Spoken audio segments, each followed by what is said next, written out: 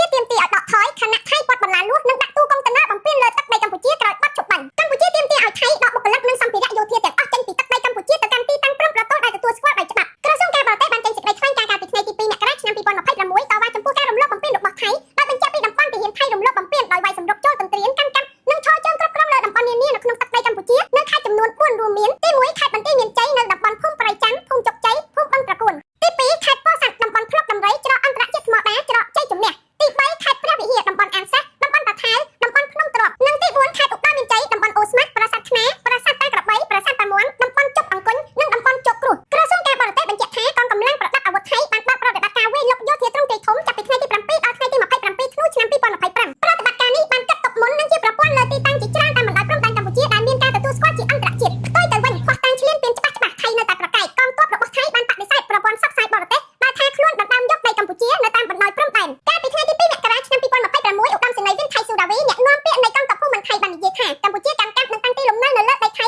ដោយបំពានច្បាប់ថៃនិងបទដ្ឋានអន្តរជាតិអស់រយៈពេលជាង40ឆ្នាំមកហើយដោយក្តីគោរពពីខ្ញុំអៃលីអាម៉ាប៉ាប៉ា